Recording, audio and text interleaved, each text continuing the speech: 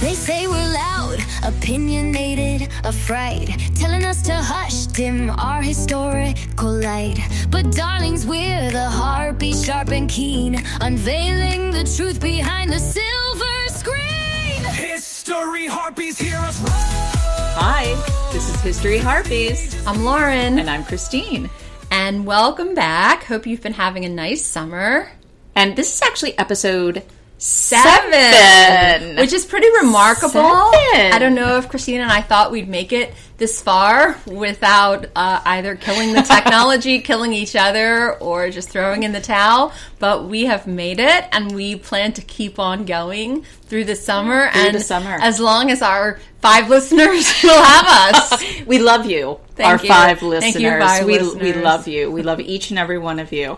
So, Lauren, what's been going on before we jump into it? Well, it's been kind of a rough week. My son, who's working at a camp, got sick, and so had to drive and get him and bring him back and take his temperature and make sure he's temperature free and then take him back. So disrupted the flow of things. How about you? My week has been good. I'm working on a conference paper for a conference, and we went to the pool, which was very nice, and that's how it has been going. Okay. Well, do you have a harp or a love for this week? You know, I really hate to say it, but I'm going to harp on myself. Oh, no. I know. But there's a specific reason why, and this will be good for our 5 listeners. Okay. Because I realized, just like in the middle of the night the other night, that I said that Chloe Sevigny in the Whit Stillman film Metropolitan got herpes the very first time that she had sex. And in fact, it was not Metropolitan. It was the last days of disco. So just in case any of our 5 listeners ran out to streaming to try to watch Chloe Sevigny get herpes in Metropolitan, it was Last Days of Disco, a movie I do highly recommend as well as Metropolitan. So that was basically bad on me, and I'm harping on me for that mistake. Well, I still love you. Thank you. And I give you some grace. Thank you. I appreciate that. So, yeah. I am going to love because, as you know, but our listeners might not, I have joined a writing group. And this is for someone who has been in the business of writing for 2 decades, the first time I've ever been part of a writing group. Very nice. We've only met once. I have 2 people that are supposed to read my work, and I'm supposed to read their work, and we're supposed to hold each other accountable. But lo and behold, I actually wrote something. Fantastic. And I don't know whether it's any good. I don't know whether it will go anywhere, but I did write something rather than shop on my phone or do the countless other things that I might do that are not writing. That is excellent. And, you know, it's especially excellent because you and I are not paid over the summer. Correct. For our work as professors. Correct. So everything that we do in the summer, it's just extra and good for us, good for careers, good to keep, things flowing. But I have to say that I really thank you for this because it was your recommendation for me to watch Clinton and Stacey that got me Clinton to write. And Stacey. Now listen, the writing group, I'm accountable to them, but I watched this episode of Clinton and Stacey last night where this one person that they were styling, has a really, really unusual and interesting way about them, and Stacey and Clinton were really working hard to make sure that person was happy in their own skin and wore whatever the F they wanted. And it made me feel like I'm going to write whatever the F I want. That's fantastic. And that really made me feel like if this person, who is a young trans man, 22 years old, living in Kansas, can wear whatever the F he wants, I can write whatever the F I want. And that is absolutely true. And that is what I did. Good. Without concern, without fear, with feeling super I can't say confident that those things in your are not. own... I can't say those things aren't true. It doesn't. Well, but it doesn't matter. It doesn't matter. You are writing. You are getting stuff out there, and that is fantastic. Yeah. And I'm so excited that you are watching Clinton and Stacey. I can't even tell you. It really is the gem of my day. I can't wait for tonight. Can't wait, and I'm going to be really sad when episode 8 ends. because I watched 2 episodes last night. And I do have to say that the artist, her bohemian outfit at the end was so fabulous. And I would wear that in a second. And I really loved her looks. And I am not a bohemian dresser, but I loved everything they picked out for her, and there is no question in my mind that, you know, slam dunk where she was concerned. So I'm excited to see where they go with the next person. Have you watched The Baker from Gary, Indiana yet? I have not. Okay, because that was my favorite episode so far. Okay. So I will be he's the one who wants to look like Coleman Domingo. Okay. So I will be very curious. Although to see what you again, think. have a friend now moving to Gary, Indiana for his job, so he should probably watch that as Probably. well. Gary, Indiana. I have driven through it many times. 76 trombone, right? So there's, yeah. Well, let's actually start talking about our theme for the week, and it is a little painful. It is painful. It's painful. It's both the best thing and the worst thing. The best thing and the worst. It's a high and a low. A very low low. What we're going to be talking about today is 2 things that seem to be a continuation. One is a continuation of the other, but in fact, I'm not really sure that fits. We're going to be talking about Sex and the City and its rehashing, distant cousin, barely redheaded adjacent stepchild, barely adjacent show, and just like show that has the same actresses, but maybe nothing else. Nothing else. Oh, although they are both set in New York City, and they do both have still excellent styling by many of the same styling team. Okay, I might have to disagree with you on that. We'll talk about that in a minute. Okay, but for those of you of our 5 listeners who may not know, so Sex and the City was a show that premiered, what, Lauren? The summer of 1998. 1998, and finished in 2004, and was about 4 close friends living in New York City, living the good life. It is a Darren Star joint, as we say in Darren Philadelphia. Star, and we love Darren Star. And we love Darren Star from all of his other wonderful works. And so the combination of Darren Star and Sarah Jessica Parker just was astronomically exciting to anyone who was alive. Plus the incorporation of Kristen Davis from Melrose Place, from the Darren Star show, and also Kim Cattrall from Mannequin, among other things, making it even more exciting. And I didn't know Cynthia Nixon's earlier work, but of course she was wonderful too. So all the things were there for this show to be a success. And the pilot, which I saw while driving cross country in a hotel somewhere in the Midwest, was there were, men on the street interviews. The essence of the show wasn't yet defined, but Sarah Jessica Parker looked incredible, and the other women had very, very interesting possibilities, and we knew that it could be something that would be amazing. So we have actually, this leads to what we should talk about first, is that our particular experiences in watching the show at the time. Yes. So what was our experience, what was your experience and mine watching the show when it was on, when it was so much a part of the zeitgeist? Everybody was talking about it. It was such a huge hit. It entered the culture, right? People started talking about drinking Cosmopolitans and the whole he's not that into and you. Wearing the tutu and having sex like a man, all of these things. So tell me, you just alluded to it, but I want to hear more about your experience with the show the first time around. Again, just in terms of how did you watch it? Were you a regular watcher? So, let's hear that. So the first series of Sex and the City, the first round, and I have seen Sex and the City more times than most humans. I've seen most episodes at least 5 times. Okay, especially the peak episodes, right? Which we can talk about later, which are the peak ones. Sure. But when it first came out, I was towards the end of graduate school. I wasn't that far in age from the characters themselves. I certainly loved New York. I loved fashion. I loved everything that show was about.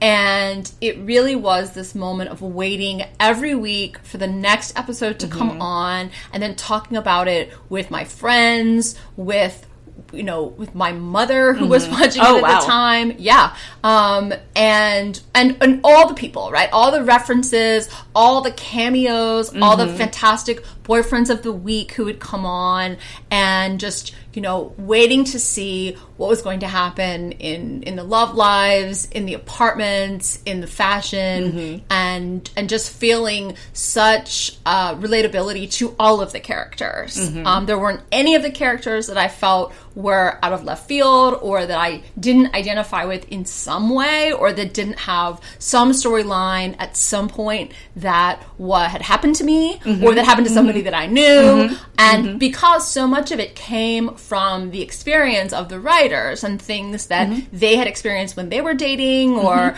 still were experiencing, it just felt so true to life. The baby showers, the feelings of being single, the feelings of buying an apartment on your own, and then of course the main storyline of Carrie and Big, which is searching for this unattainable man and being in this relationship with him and having him treat you like shit, but then wanting him back. And most people have been in a relationship like that, or know plenty of people who have been in those relationships. So it just was such a moment. And then I also remember all the Emmys and all the fashion that followed the show off camera. When the characters were, or the actresses were, just out and about, right? What are they doing? And then Kim Cattrall wrote her art of sex book, and they all got, contracts with different companies, and SJP got her own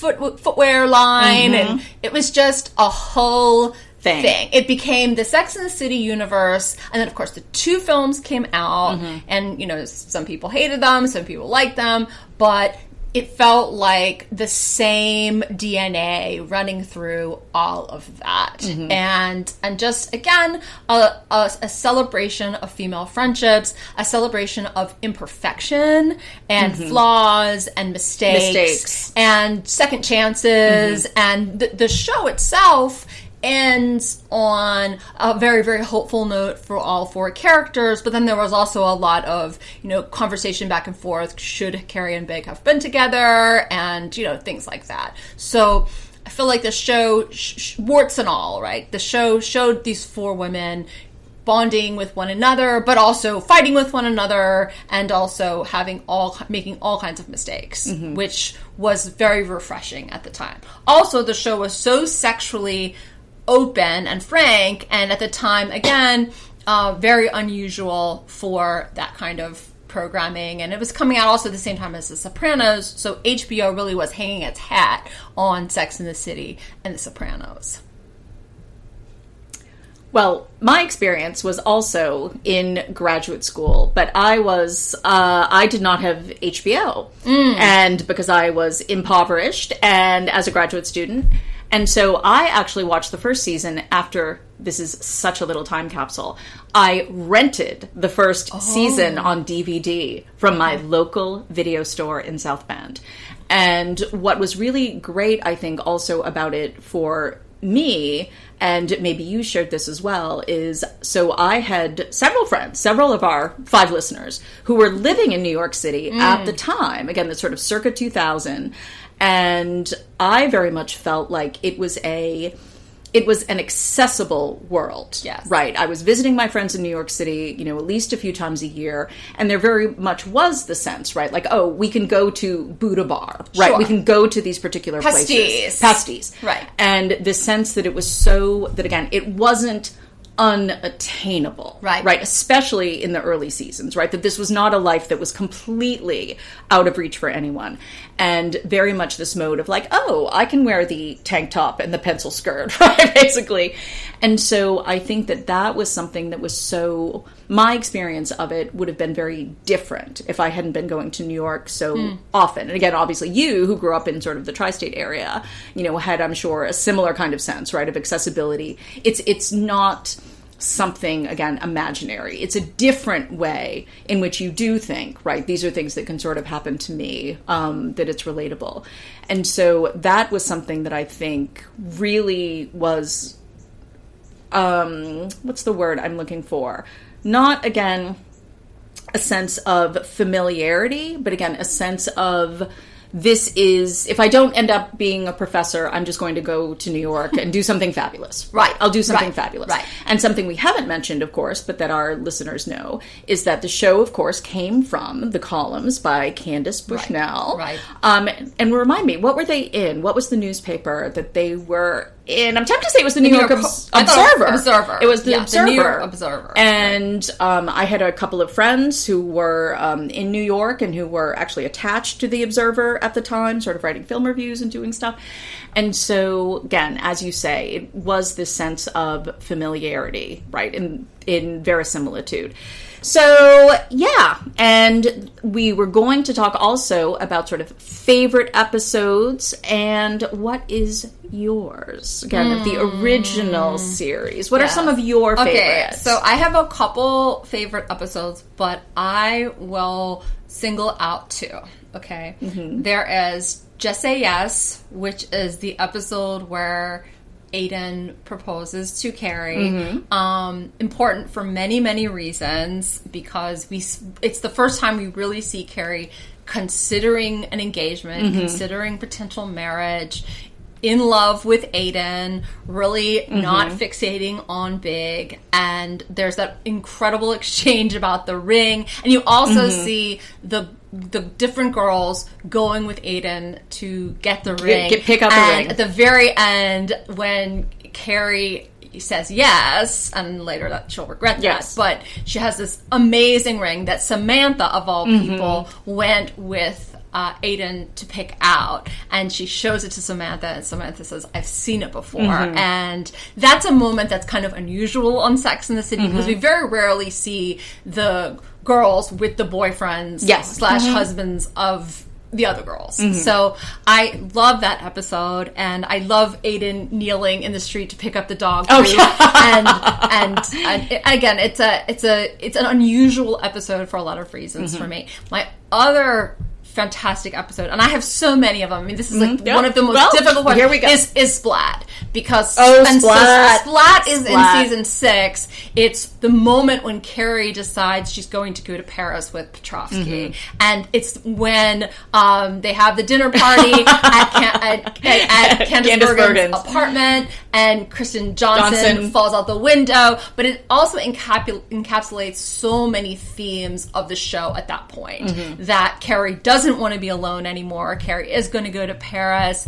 Also, she's now moving into a new state of couplehood with Petrovsky, and Miranda is devastated and mad at her, and you also see Alex being a jerk to her friends, and there's so many dynamics. You also see all these women in couples for the first time, which is, there's a lot of firsts in that episode, despite how far along it is in the series.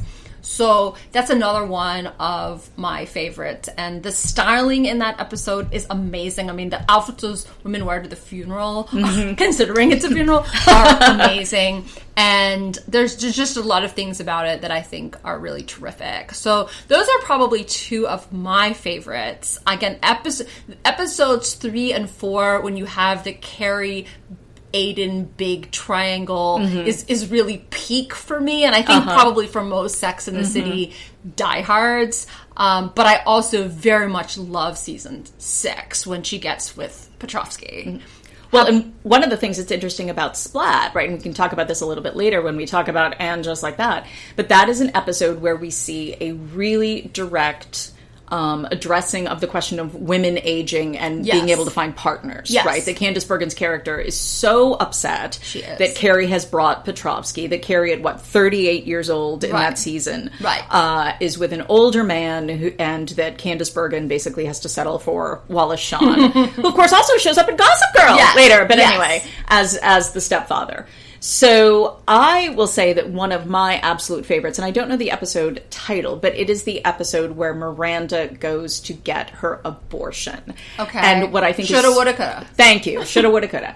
And I think what is so fantastic about that episode is, of course, in a really basic way, it changes your expectations, right? You think that Miranda is going to go through with this, right? We see her sitting in the waiting room. We see her uncertainty about it, right, in the waiting room. And of course, you have that wonderful juxtaposition of her surprise pregnancy with her lazy ovary and Steve's one testicle, with Charlotte's fertility difficulties. Yes. And I think the ending of that episode, I cry at the end of that episode. Even thinking about it, I'm getting chills. Yes. Because they have the Entenmann's, Danish coming out. And Charlotte has brought the flowers. Says, we're going to have a baby. And it is really an incredible testimony to how strongly Charlotte feels about this baby. Even though it's not her baby. And I think that it's one of the moments where I think actually SJP has her best acting, right? Where Miranda has said, sort of, I didn't go through with it. And there's a shot over to Carrie, who's kind of looking at Charlotte, right? Anticipating, who knows how she's going to react. Yeah. And the tears, and I think it's so fantastic because you also do then, as with Carrie's engagement, you have a sense of however differently these women are thinking about Miranda's pregnancy. Right. They are in this kind of solidarity. Yeah. Right. We have reiterated the sense that they're sort of a family, right? They're a chosen family. And so I think that's so fantastic. I absolutely love that episode. And I think another one that I would say is the Bradley Cooper episode, where Carrie looks absolutely terrible when she is when she has her picture taken for New York Magazine, right. And she is absolutely hideous on the cover after she's been out partying all night, and then of course realizes that she has been operating from fear, right, and sort of potentially hooking up with Bradley Cooper's character. And I think that was an episode that shows, as other episodes do, that SJP was completely fearless. Yes. Right, in showing herself, showing the character as being ridiculous, silly, not just making mistakes again, but looking foolish, right? I'm going to trip on the runway when I'm doing the fashion show. I'm going to look absolutely hideous on the cover of this magazine. And I think that was really refreshing in terms of seeing all of this character's flaws.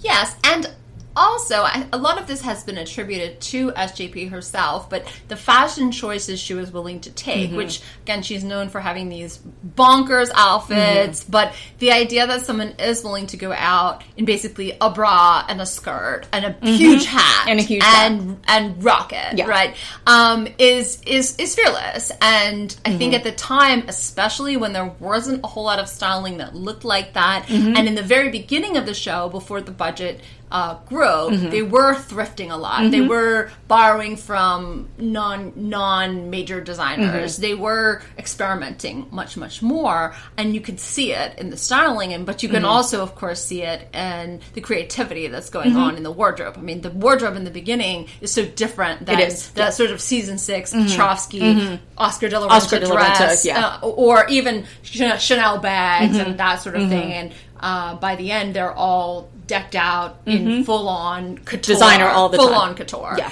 And the beginning, you do see all that thrifting and all that kind of moving through these different spaces in New York that have these different outfits. Frankly, for all of them, not just for Carrie, but also for, Samantha's looks are crazy too. I mean, in terms of all the neon and the big earrings. Big earrings, the very 80s earrings. Statement, and the statement shoulder, right? With her jackets and shoes and the makeup and just all of that early Samantha styling is really over the top and in an interesting way.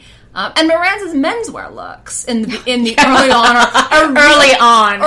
on are very, very deliberate and queer-coded in ways that the show probably hadn't imagined that they would be so literal later on, but that she has such strong menswear looks in the beginning of the show that soften as the seasons progress. But again, sometimes there'll be a kind of callback to some of those early menswear looks.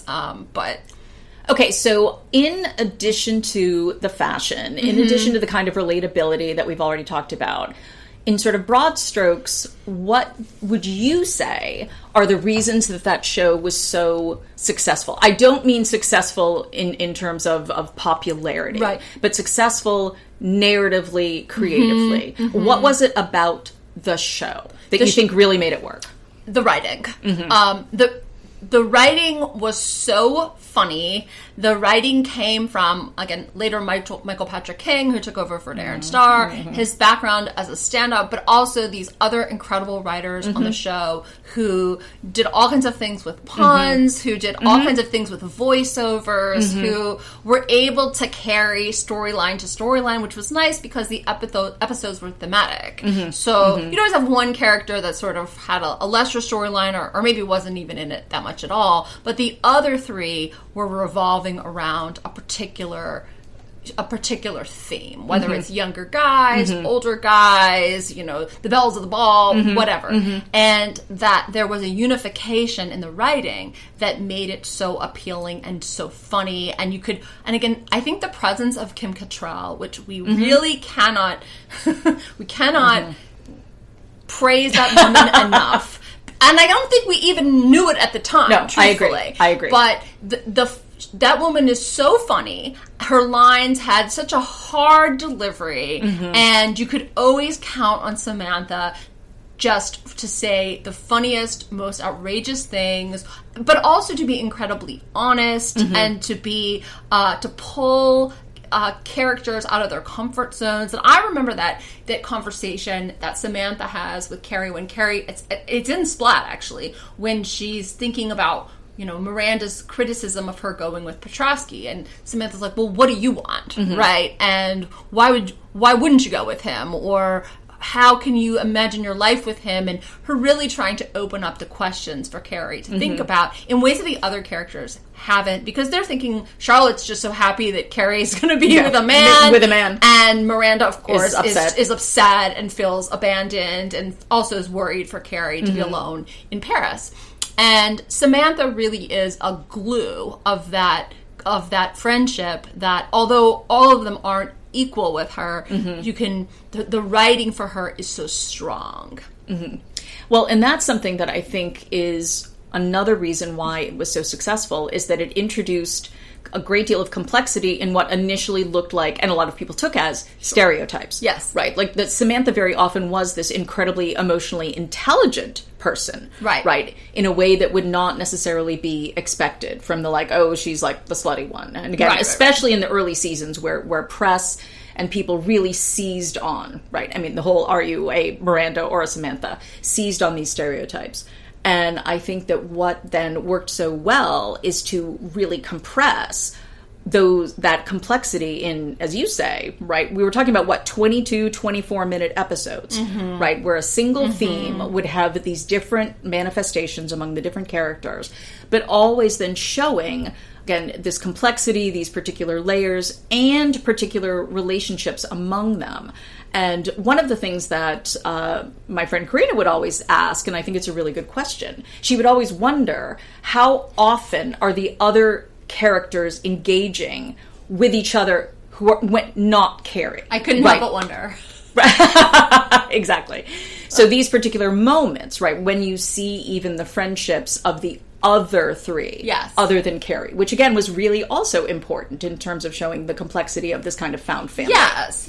And again, one of the episodes that highlights that really, really well is Charlotte's wedding, where again, Charlotte says to Samantha when they're trying on the bridesmaids' dresses, Samantha says, well, I don't know why the hell I have to be a bridesmaid. And she says, well, you didn't, and I just included you so you wouldn't feel left out. And Samantha's like, well, why the hell am I here? And again, that gives you a sense that at that point, the friendships aren't all equal. And there are other Samantha-Charlotte rifts, right, where Charlotte cannot tolerate Samantha-ing, yes, right? Including with Charlotte's brother. Right, including with Charlotte's brother, and some of the things she says, and just her lack of understanding of things that are important to Charlotte. But there are also times where Samantha cannot handle the Charlotte of it all, right? She's too prudish, she's too conventional, she's too traditional, and get over herself, right? And I think, but in the end, they can come back and laugh and somehow restore these friendships, and that's really, really important. And it's also interesting with the Miranda storyline, because she wrestles with this throughout, is that, she's sort of tough, and she's, go out and break some balls, and unromantic, cynical, sends the men out of the bed when it's over.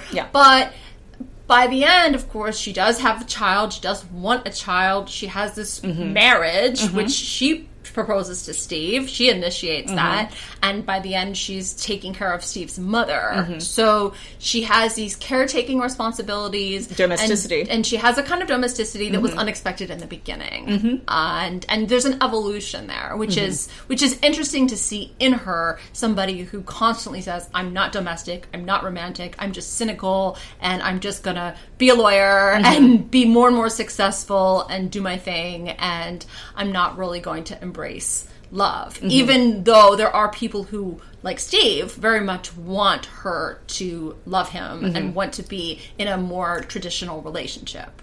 Well, I think, but that raises an issue.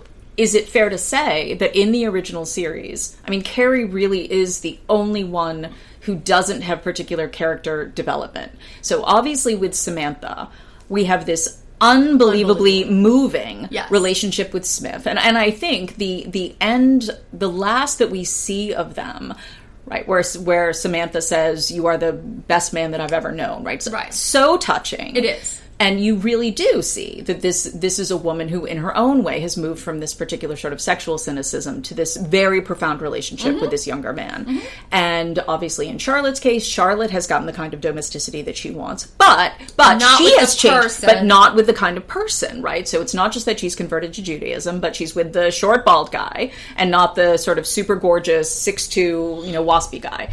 But Carrie really is kind of in the same place at the end, where she is really in the very first episode, right? With this big as this unattainable person who's now attainable after this very sort of rocky road, and still with this dream of this great love and fantastic shoes.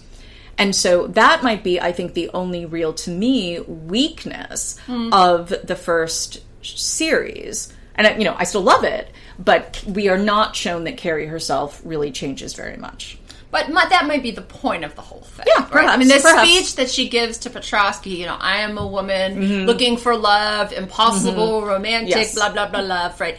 That could have been a speech that she gave to Big in the first time they went out. Yes, you are right. And I think that that's the problem of it all for the Carrie character, but I think that's intentional.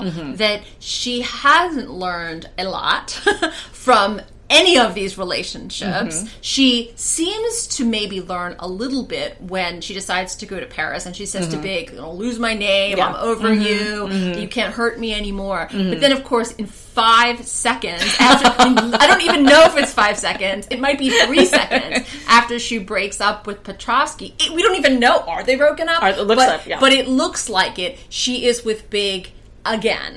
And it is so, in some ways, unbelievable that a woman who 2 weeks ago told this man to forget her name is now running on the bridge to return, to take him back and then return to New York with him for good. But that's her tie to Big, which is so strong throughout the whole series. Whether he's present, whether he's not present, he's always lingering. He's always in the conversation, even when he's in Napa, even when he's married to Natasha. No matter what this man is doing, and the interesting thing, even when she's with Berger, right? Big is just omnipresent, and Aiden comes and goes. She has 2 relationships with him, of course. And of course cheats on him in the first one. Right, and gets him back and then says no to him in terms of marriage, and so that's a disaster. But Big is always lurking. And whether they're friends, whether they're more than friends, whether she goes to San Francisco and they're, I guess, friends with benefits, and she sleeps with him there, but there's always that connection. And there's always a question of, and Miranda's always kind of her mirror to that, right? Yeah. Well, what are you now? And what does this mean? And he left a message on your answering machine. And sometimes she's in a state of desperation, and sometimes she's in a state of, well, he's just my friend now, and we're connected. And at the very end, of course, one of my favorite scenes, when he goes to see the 3 girls in the coffee shop, it says, okay, I'm ready to go to Paris, but is she ready to take me back? And it's a great scene with the 4 of them, because you've never seen that before. And you know, Miranda says, go get our girl. But you're sort of like, go get our girl. Miranda, you just told her not to go to Paris with a man, and now another man is going who you all have been really skeptical about, maybe except for Charlotte. So that's the Carrie and Big of it all. But it is a through line throughout the entire series, and it's the thing I think that most people watching the show are like, are they or aren't they? Will they or won't they? And will they end up together? And we can talk a little bit later about how then, and just like that, completely destroys that through line. But I think, and in part, it's because I'm so reluctant to move on to talk about it just like that. For good reason. There's something else I think we should talk about with the original series, and you've provided a good segue, which is how the series treated the men who were characters. Good point. And how it represented them, how much screen time they got, what sort of character development we saw with them. And in general, I would say, I think the series was really fantastic at showing this diversity of men in New York City, the diversity of men that they were meeting, and so many really sympathetic characters. I mean, even Big ends up as a sympathetic character. Yes. Even though we don't expect that from the beginning. But we have, again, all of these men who are depicted as being, again, sort of sensitive, but not sort of super kind of wimpy. These men who are sort of strong and respectful, but again, not doormats.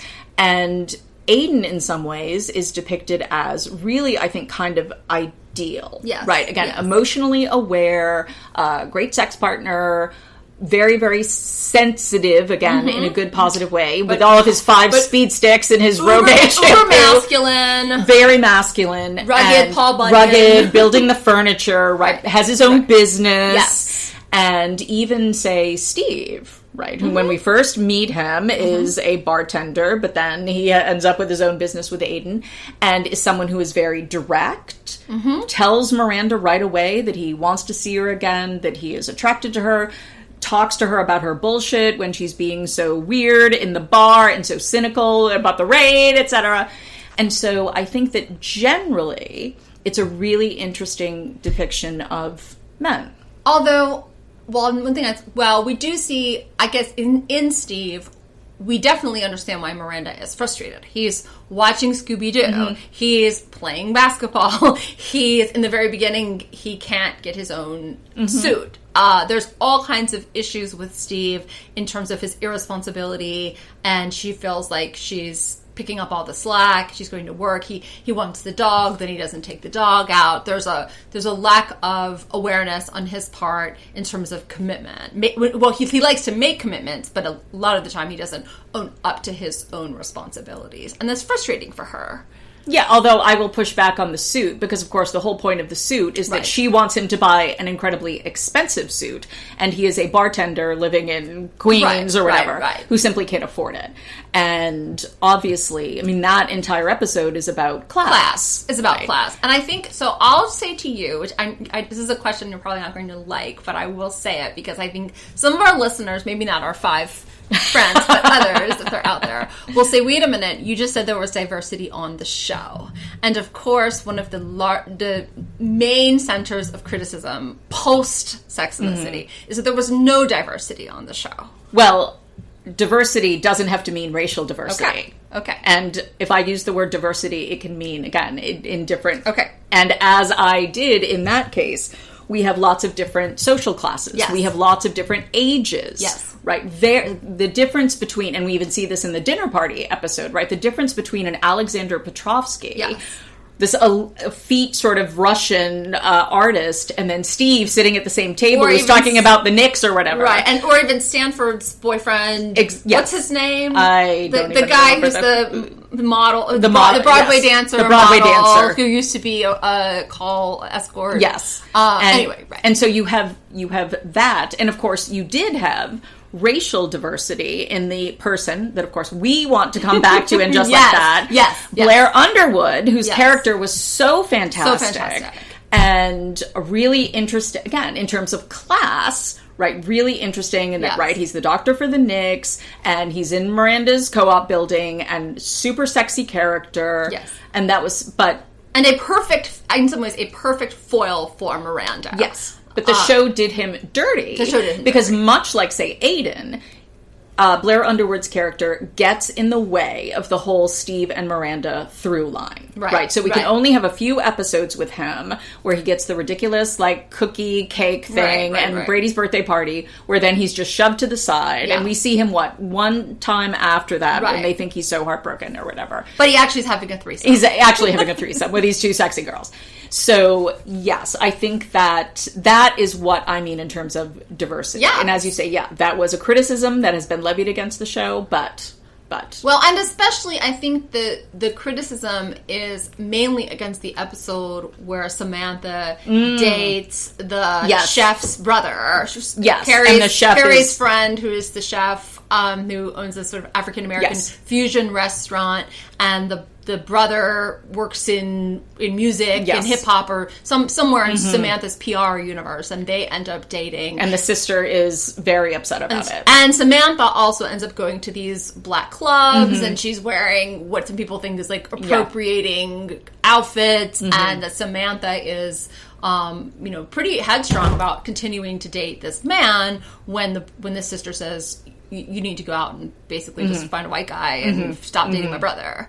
And so, and Samantha, of course, is like, this is a relationship thing for me. This is a race thing. But then she's like, I'm not going to date some immature guy. And I think some people pushed back on that and thought, well, the sister had a right to have these concerns, and, we can, whatever. At the end of the day, it kind of doesn't matter. But their race was introduced in the show in some sporadic ways, but not... it wasn't a long-standing conversation that the show was going to have, and nor was that what the show was about. Well, and that actually might be, I hate to say it, but that might be, no. I know, I'm very reluctant.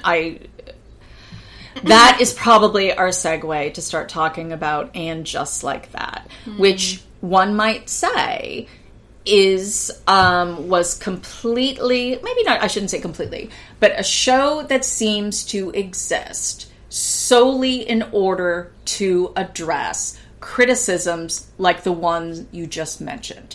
That perhaps it was the case that Michael Patrick King, Sarah Jessica Parker, the other creatives, that they loved the idea of revisiting the characters. That may be true. Right. But it also seems to be the case that rather than, or maybe in addition to, the creative impulses of bringing these characters back, was a clear sensitivity to the fact that critiques of the original show had really been turned up in volume over maybe the past 5 to 10 years. Despite, and I would say, critiques about race, also critiques about queer New York, which is one of the most bizarre critiques, given the special place that Sex and the City had in the hearts of gay men. And the representations of gay life in Sex and the City, which were multifaceted, which sometimes had their own storylines, especially with Stanford and Mario Cantone's character, Anthony, and others. And that Carrie moved through a queer world, as did Samantha, for much of it. And actually, so did all 4 of them did. I'm thinking of the 2 of them because of Samantha's PR work and also because of all the amazing cameos by people, makeup artists and designers in real life who came on, who were part of the queer community. And that the show was very, very much about thinking, not necessarily about non-binary pronouns, sort of post-COVID language or however we want to think about it, but it was very much thinking about what is masculinity, what is femininity. There's so many episodes that question what is non-binary, what is the episode where Charlotte has the artist that wants to paint her as a man, and that's his shtick. Thing. It's his shtick. He does gender inversion, portraiture, and there's so many questions about what it is, right, to have sex like a man or to have sex like a woman, or questions about labels and categories, and that the criticism really ignored all of that, and that the creatives internalized it is really puzzling.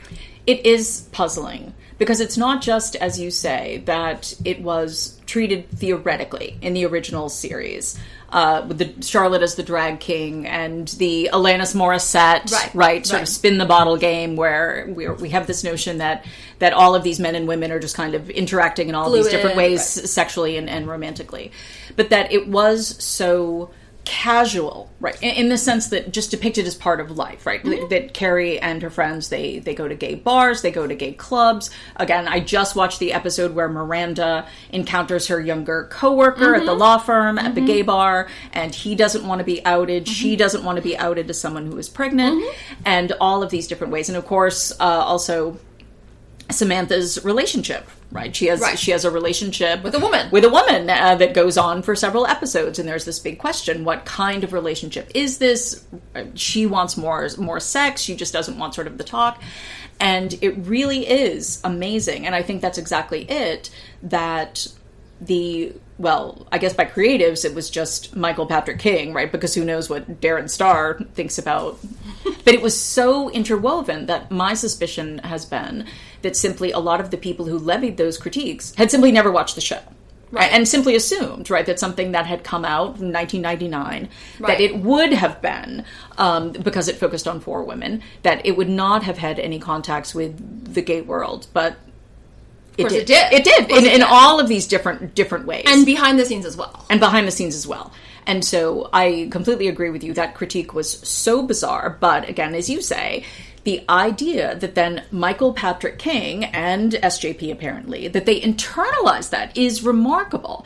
That the impulse never seems to have been, let's defend the original show and let's talk about all of the different ways in which sexuality came up, queerness came up, but to do this sort of overloaded, okay, all of these things that you said weren't there, we're going to do this new series and shove them in the most awkward, no pun intended, right, in the most awkward, completely transparent way. And performative ways where there's nothing organic or natural or even interesting about them. So let's start talking, as painful as it is.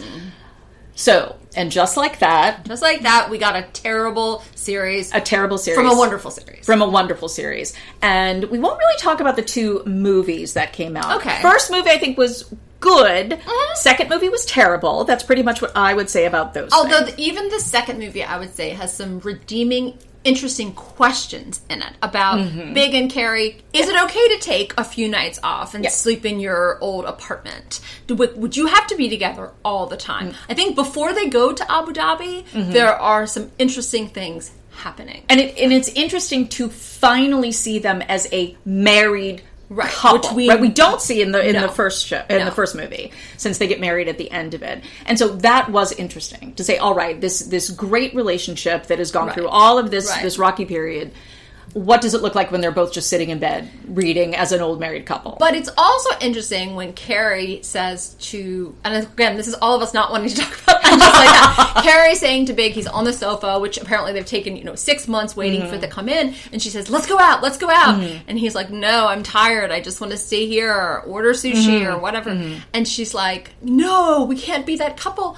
And then you realize, right, Carrie, you have this guy that you've wanted to be with forever, and I guess you've been married now for a year or 2, and when will you ever be satisfied? I mean, that's really the question. Yes. When will you ever be satisfied? And we don't know what the answer to that is still, but it's funny to see her in domestic supposed bliss with Big in this fantastic apartment. Giant closet. Tons of money. She can do whatever she wants. She can go out with the girls. And he's just hanging out, and she is nagging away. And to the point where he has to get dressed up and go out to this premiere with her. And you just wonder, when will this woman stop? When will she be satisfied? Right. I hate to say it. No, I hate to say it too. That is it. So we have then the new creation of And Just Like That, which came out a couple of years ago, 2022 maybe. And so we're on the 3rd season of that show. For some reason, they keep HBO Max keeps bringing it back. It's the only intellectual property that could be brought this many times back after such bad reviews. Okay, so let's just go through. It's terrible. It's We terrible. are in agreement. Yeah. It's terrible. It is an abomination. And it gets worse. And it gets worse. And it is an absolute slap in the face to the original series. Right. To people, I think, who really loved the original series. And I would argue to the people who are performing on the series. And the people who are performing on the series. All who are great actors and actresses. I don't have any beef with anyone who was on the show, actually. I mean, even Che Diaz on some other show may have been fine. Perhaps. But not. I never watched Grey's Anatomy, so who knows? There's nothing wrong with Sarah Ramirez, right? But nonetheless, this whole constellation of humans, so many of them, and all acting like they are not in their 50s or late 50s, but in their hundreds, is one of the strangest things that I have ever seen. And the thing that I continually say, and I will say it on the podcast, is that when Chéri dated Petrovsky, he was a sexy, interesting, creative, quote, older man. And that was the whole big thing about him. And Samantha's like, well, I wonder how old he must, if he was this age, I must be this age. And okay, so Petrovsky was in his 50s when Chéri was dating him. And everyone thought he was fabulous. Maybe not Miranda, but the universe sexy, of New York thought he was fabulous. Intellectual, he had fabulous creative, friends, famous. He had all kinds of people friends in with his Oscar de la apartment. Renta. Right. And so now we have hip replacements, we have people who can't hear, we have people who are impotent, and for some reason, the Petrovskys of the world have been replaced with true geriatrics, who do not resemble their original characters. But, okay, so let's just back up for a second. So we have Big is disposed of in literally the first episode. Correct. So he's off the scene. Off the series. Obviously, Samantha is generally not present, right? We have one phone call or something and flowers sent. So when And Just Like That begins, Miranda and Steve are married, and again, they seem to be a million years old. A million years old. Charlotte and Harry still together, and Charlotte has had a lot of unfortunate fillers when we begin the show. Yes. Aiden is not yet around, although he will be in season 2. Right. And we have then a show that, I mean, as you say, sometimes everyone seems 100. And Steve, of course, was maybe like exhibit A for that. More than 100. So Steve, not again, people, as you point out, people are still or can be sexy in their 50s, 60s, and on. Of course. Right? We know many actors and actresses. Just keep it up forever. Are. Yes. And many of them, again, on show. I mean, Julianne Moore is in everything now. Yes. Okay? Nicole Kidman in everything. Right? We can. Brad Pitt, Tom Cruise. Right? Yes. None of these people are young. However, they are still sexy and doing their thing. Dynamic. And we have then Steve depicted as, again, elderly, right? In sort of, I don't want to go out. And Miranda, of course, when the show begins, she has gone gray. Right. So we have sort of silver hair, but not sort of sexy silver hair. No. Not Stacey London stripe. No. And as you say, we have people who seem to be aged in a miserable, not doing Chéri things has way. hip surgery. Hip surgery. That is an episode. Hip surgery. But at the same time, I would argue, in the show overall, there also is a refusal to talk about other components of aging. Yes. There's a refusal to acknowledge that these characters are aging. So to me, one of the many things wrong with it, many things wrong with it, right, is this bizarre juxtaposition of Steve is now 1,000,000 years old. Right. Harry is now 1,000,000 years old. Right. But then lots of other people are in relationships with 30-year-olds, right, or are getting hit on by 30-year. Right. I have to say, so before I let you talk. Okay.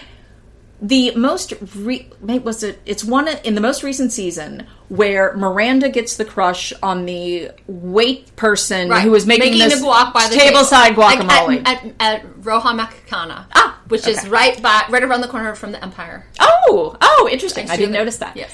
So we have then Miranda, who's at least 60, who is hitting on Right. this poor wait person. Right. And who asks her out. Right. Now, if this were a man Right. hitting on a wait person, it would look super creepy, right? Super gross. But we have, again, this bizarre thing throughout the show that the older characters are, again, hitting on these younger people, and things like that.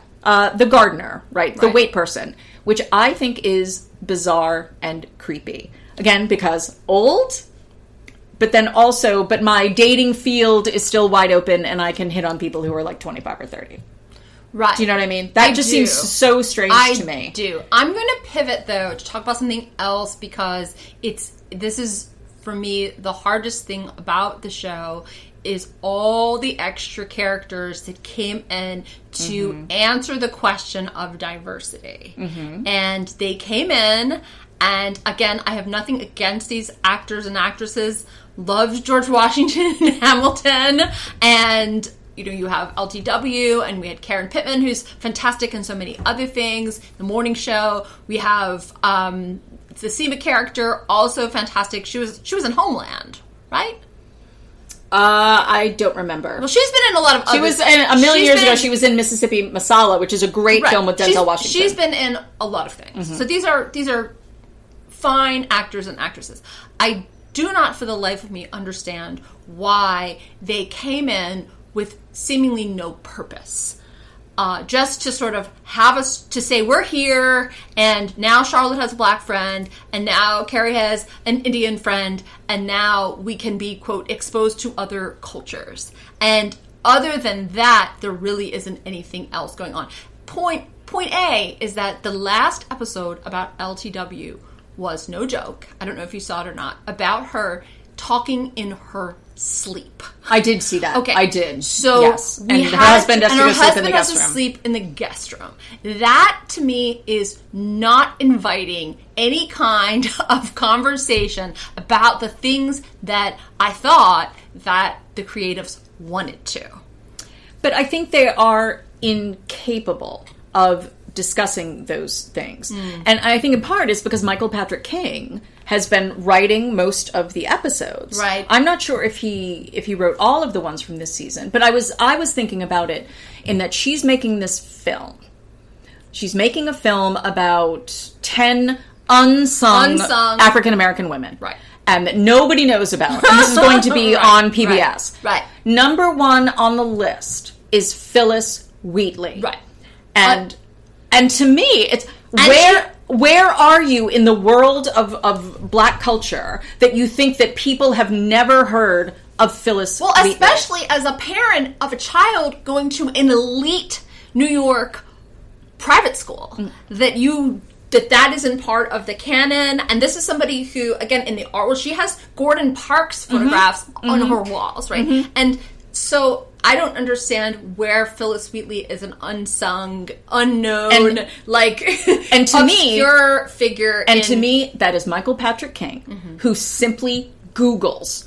He's so clueless, right? Clueless, and simply Googles African American women. Right. And it's like, wasn't it in the first season where Charlotte kind of schools LTW's mother-in-law on, African American artists, blah, blah, blah, blah. Right. And it had that same kind of feel, right? Like Michael Patrick King, or whoever wrote the episode, sitting there and saying, oh, wait, I'm so sensitive about those charges that there was not sufficient diversity, that I need to sort of blah, blah, blah, blah, blah. And again, in this unbelievably painfully transparent way. And what it came across, right, in that first season, I just used the word right, in that first season, is if Michael Patrick King simply sat there and said, everybody needs a friend of color. So inorganic. And just a perfect lesson in, it's almost like crowdfunding art, right? Where he was simply responding to these online critiques as opposed to saying what is organic. And I think a good example for me is Lily. Right, so we have Charlotte's daughter that we do encounter, of course, in this very touching way at the end of the original series. Again, one of the tear-jerking... When they get that envelope this is from our China, baby, and she's crying, and she says, that's our baby. Cry. Right, total waterworks. But what would be really interesting is that I want to see that character, and maybe it happened in season 2, and you can tell me. It did not. But I want to see that character say, I want to discover my Asian identity. I want to know who my parents are. Right. I'm not just going to sit here on Park Avenue playing the piano, but I reject being a Jew. I reject being here with white parents. I want to see that. Right. But also that's a callback, and one that is never answered, to when Charlotte and Trey were thinking about adopting a Mandarin baby. Yes. And you see Charlotte with the headphones, right? Trying to learn Mandarin. Trying to learn Mandarin. And of course, Bunny quashes that dream. But you could see the possibility later in life, especially with a partner like Harry, where that could become part of the Lily storyline, right? But it, of course, it's not. It's not. She's just Jewish, and we're going to pretend like this has just happened sort of uncomplicatedly. Seamlessly. And the big problem is Rock, right? Which, again, is a problem that can exist, but then that also just happens. It's accepted. All is cool. And again, one of the things that actually for me is most offensive is that Rock didn't have to go through with the B'nai Mitzvah. That Charlotte and Harry were like, oh, well, you just didn't, didn't feel like doing your work or whatever, so we'll just let Charlotte do it. It's like, no, hold your kid accountable, right? Make them do it.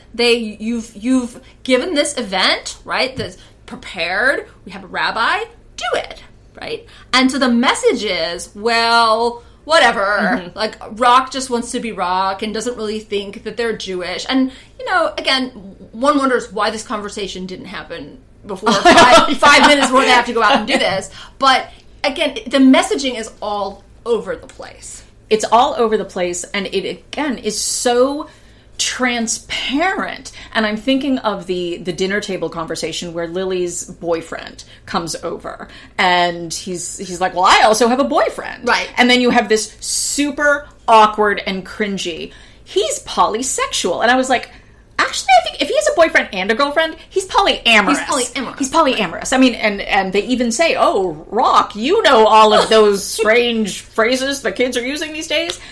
But it was so clearly shoehorned in there. Yeah. There is nothing organic about it. No. And I think, like, as you say with the LTW and the oh, she's talking in her sleep, that character could simply be excised from the entire show. We would lose nothing. No idea. We would lose absolutely nothing. There would be nothing. Nothing. Because it really is, right, as people said in the first season, that it's simply Charlotte, but who is African American. And that, too, all of these things that, again, reflection about what does it mean for her to be a black woman in this world. Right.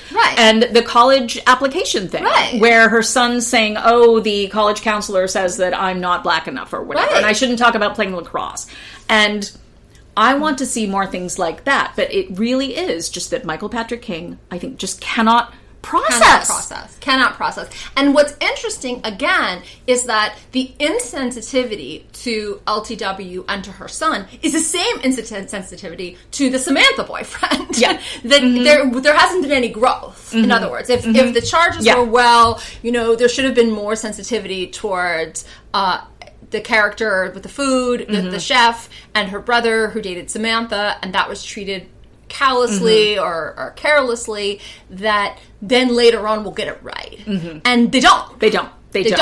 But it's the sort of thing where clearly getting it right would not mean just bringing in other writers. Right. And I don't, and maybe they have, but I think that the hunger that is so clear in that show to say, all right, well, let's depict all of these other 20-somethings and early 30-somethings. And again, they can talk about all their sort of super sexy lingo. And it just takes time away, right, space away from these concrete relationships. And one of the things, I don't remember which episode it was, you can tell me, in the most recent season, there's an episode where they never engage. Right, the friends never engage, right? Super separate. There's like one phone call between, I think, Miranda and Carrie. But other than that... It might be when Carrie and Seema go to Virginia. It might have been. Oh, it's the episode where Miranda becomes the meme because she says wild cunt. Oh. And I think it's that. But they're all just completely separate, right? As if they're occupying these different shows. It's and again, if someone who, maybe one of our 5 friends, but... maybe somebody else, can please tell me when Harry got a father. When did that happen? I had to pause the show when Harry said, my father is in town. And I said, Harry has a living father? Oh, no. Did he come to the wedding? I mean, did he approve of Charlotte? What happened with the conversion? That whole conversation with Harry and Charlotte about Harry's mother being dead. And now you mentioned the Holocaust. Now you mentioned the Holocaust. And what about the birth? Right? In the Charlotte, we see the birth of Rose. Of Rose, yeah. Why is Harry's father not there? Who knows? I cannot believe that Harry has a father. Now he is a convenient plot point. But this is another important thing that we have to talk about before we run out of time. And that is, I posit that Michael Patrick King hates every male character now. The men are just... To a man, so Steve is gone, right? We're never going to see Steve again. I think we will see him again. I think we're going to get him coming out of the crab shack on the boardwalk and him saying like, hey, you know. So, but he is gone for now. But we know that Brady is working there because he had on the Scout. Yes, the Scout t-shirt. So I think we're going to see Steve again. Perhaps. Although the last time... Not that I'm dying to or anything, but I... Well, I want to see like... sexy Steve looking incredible and has his hearing back and is like living his best life. We're not going to be getting that. I know. So Aiden, we have this totally bizarre 5-year plan. Okay, let's for a second, I do feel like we have to discuss the Aiden of it all. Because that shit show that we saw in his house, God. If we're gonna put that in the comedy category, this is where like shows like The Bear, where they're like, oh, it's a comedy, yes. And it's not a comedy. The same vibes, right? People screaming at each other across the table. What I don't understand. Aiden's children are, one's at UVA, so college age, turning 21. One's maybe, I don't know, 18 or something, 17, and then we have Wyatt, who... 16? How young... He looks like a baby. He looks like a baby, but in reality, he's probably 15 to 16 years old. And these other older kids are, like, away, and Wyatt's like... And they're like, it's always the Wyatt show, and I'm just like, what are the dynamics in this household? And... Why do I even care? Why do I even care? Because this isn't the show. This isn't what we're... This isn't... I didn't sign up. But what is important to say, though, is that obviously in the first show, there were very heavy problems, right? Yes. Samantha gets cancer, right? Miranda's mother dies. Steve gets cancer. And so it's not that, we can't have these moments of profound drama. It's not that. No. It's that tonally, it is always so off. But also, like, with even narratively. So that friggin' kid, right, breaks the fucking window of the... I'm like, I would call the cops on my own kid if he did that. Correct. But we have no idea how that ended for some reason, Carrie has no idea that it's this bad. So even if Aiden's like, well, I have this 5-year plan because let me tell you, my house, here are the kinds of things that go on in my house. And it's not just that my kid, got into this accident drunk or whatever. once. Yeah. It's that my kid needs to be monitored. Maybe we need to put him in some kind of institution. I just can't, rather than I won't see you for 5 years, I just can't be in a serious relationship right now because I have to take care of my kid, which I think most people are like, we get that, right? Yes. And here, by the way, Carrie, are some of the things that have happened in like the past week. In which case, she would have never gone to Virginia if she. And so again, it's all over the place. And Aiden, who one of the sadder things about all of this is that Aiden, who in the series was, the Rock, the guy who you could shoulder cry super on, stable, and also really funny, and just somebody that you were kind of rooting for Chéri to be with because you knew he would be a good husband and a good father, and now he is in the sad life with these sad kids and jerking off in the truck, passive-aggressive ex-wife, right? Like, doing God knows what, swimming in a pond. And it's just so sad of what has happened to him. I agree. It is sad. We are seeing him not in any kind of position of, stability or strength. But that's part of the reason why it really bothered me that we don't know what happens after the kid, again, it's like, where is the kid? Is the kid, after he breaks this window, is he sleeping peacefully in his own bedroom? Has he gone off to juvie hall? Is he hospitalized? I think we're going to find out next episode. Perhaps. But that also, to me, to cycle back for a minute about how bizarre the age stuff is for me in the series. What person, man or woman, really, at the age that Carrie and Aiden are going to say, we'll hit the pause button for 5 years. Right. Okay, they're not 25. No. Right. They could both be dead in 5 years. Right. Right. And the idea that yes, if Carrie were going to say, okay, I have no interest in a relationship or whatever. Sure. But it is so bizarre to me that, and again, that's someplace where I'm like, I don't understand. Are they still acting as if everyone is 25 and 30, or are they acting like they're 100? Because Aiden he looks old. Right. As he should. Sure. As he should. Sure. I mean, he looks great.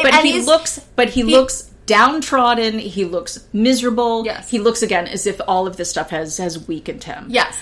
But here is the other problem, which you and I have talked about, but I have to say on the podcast. The way that And Just Like That, especially in this third season, has been framing Carrie and Aiden is as if in the series they were the central love story.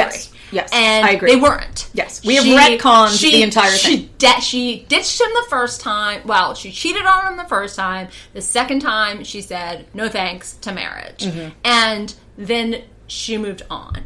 And the idea that now Carrie and Aiden would wait for each other for 5 years when they didn't wait for each other, and they didn't really, well, at least Carrie didn't want Aiden the last time, is just bonkers. It is so bonkers that Big has been written out of the series, even in passing, even in, what happened to that big sofa, right? The sofa from the movie. So why isn't that in the house? That sofa was like $10,000 or something, and it's some like vintage piece she found in God knows where. Where is it? I want to know where all the stuff. I understand that when Big died, she wanted to like repaint the apartment, and it was a lot of painful memories, but Big is not even mentioned in dialogue. Do you remember when you and Big went to the Hamptons? None of it. None of it. But, and the question is, would that be the case without the accusations against Chris Noth? And who knows? Who knows? But I think, given all of the other debacles and all of the other weird disconnects between And Just Like That in the original series, I think it's perfectly likely that they would have retconned the entire thing, even without the Chris Noth issue. And because we always have to have this notion that Carrie is pursuing a soulmate. Right. It always has to be that. Right. And so it can't just be, she's dating some like sexy guy who lives 5 blocks away from her, and he's great and talented and nice and all of this other stuff. Right. It has to be a return to this great love, and obviously the two great loves can't coexist, as we saw in the original series. And it was very much the case, as you say. Aiden was not this great love, right? It was always Big, but now we've retconned the entire thing.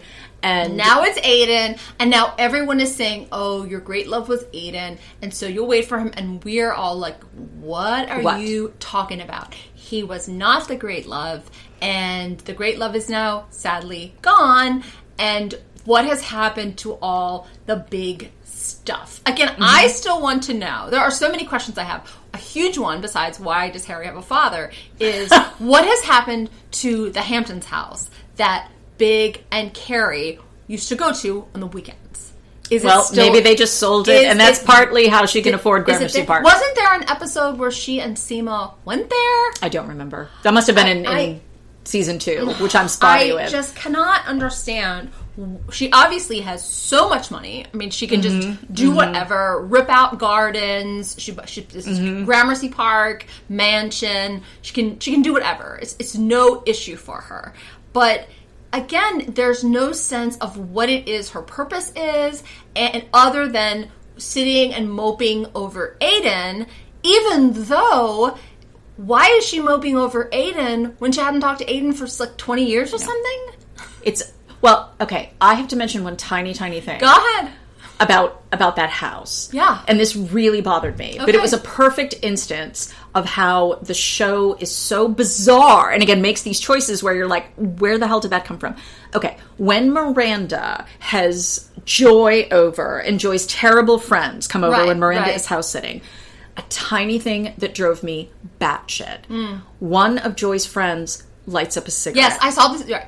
That bothered me so much because, again, quote unquote, in universe, I was like, well, okay, if I'm house sitting for my friend, I'm not going to let someone smoke. No. I'm especially not going to do that where my friend is a former smoker. I'm especially not going to do that where the whole point, right, is Aiden and Carrie's relationship originally can only move forward if she quits smoking, right? And this is very much balanced with the whole, big is also the addiction. But I was like, who the fuck does that? Who says, I'm house sitting and I'm going to let my friend of a friend smoke? I was thinking from a preservation point of view also. I mean, that's really where my head went. Because I'm thinking, okay, Gilded Age, they're trying to somehow channel Gilded Age. Historical Can novel. we even smoke in this building? Because it who knows the last time it was renovated? It could be easily flammable, and again, are there building codes that would allow you not to smoke in this building?